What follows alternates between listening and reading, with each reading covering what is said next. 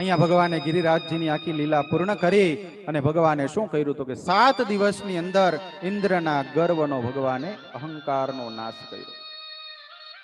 ભગવાને અહીંયા સમજાવ્યું કે સત્તા ગમે એટલી મળે પણ સત્તાનો ઉપયોગ થવો જોઈએ સારો.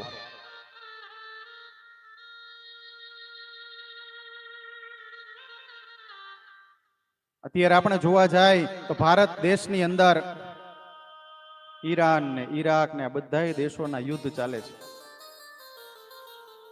એમાં હમણાં આપણે હજી થોડાક દિવસ પહેલા જોઈ લીધું કે પેટ્રોલ ને ડીઝલમાં પેટ્રોલ પંપે કેવડી મોટી લાઈનો લાગી હતી. આ દેશને ચલાવવા માટે આપણી સરકાર પણ એટલી જ મહેનત કરે છે, ત્યારે આપણો પણ ભારતીય તરીકે દરેક નાગરિકની એક ફરજ બને છે કે આપણે આપણા ઘરે વપરાતા વાહનો એની અંદર પેટ્રોલ ડીઝલનો જે ઉપયોગ કરી છે યથા યોગ્ય જરૂરિયાત પ્રમાણે કરીને તો આપણા જેવા બીજા લોકો એનો લાભ લઈ શકે.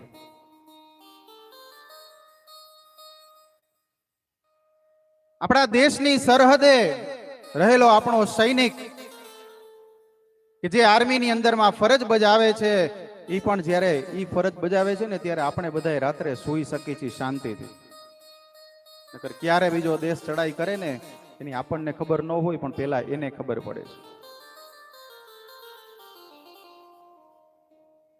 દેશના જવાનો માટે પણ એક તાળીઓ પડવી જોઈએ જોરદાર.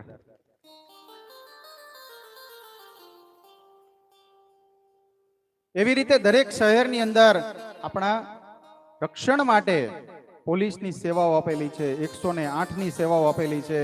દરેક ડોક્ટરો કે જે આપણા મારા ને તમારા જેવા દર્દીઓની પણ પોતે દવા આપી અને દર્દીને હાજો કરે છે, એના માટે પણ એક જોરદાર તાળીઓ પડવી જોઈએ. સનાતન ધર્મની અંદર સનાતન ધર્મને ટકાવનારા જે શ્રીમદ ભાગવત કથાઓ કરનારા વક્તાઓ છે કે જે દેશ વિદેશની અંદરમાં જઈ અને પણ ભારતીય સંસ્કૃતિની પ્રણાલીને જાળવી રાખે છે, એવા વક્તાઓ માટે પણ એક જોરદાર તાળીઓ પડવી જોઈએ. સાધુ સંતો સમાજને સુધારવા માટે કાયમ માર્ગદર્શક બન્યા છે, એના માટે પણ એક જોરદાર તાળીઓ. અને હવે 2 તાળી પડાવીશ, જાજી નહીં પડાવું. એક તાળી રાધે સત્સંગ મહિલા મંડળ માટે બધાએ જોરદાર તાળીઓ પડે અને એક તાળી આપણા બધાના પોતાના માટે. કેમ કે સમય કાઢવો પણ બહુ મુશ્કેલ છે, છતાં પણ આ સમયને કાઢી અને આપણે અહીં આવ્યા છીએ શ્રીમદ ભાગવતની કથાને સાંભળવા માટે.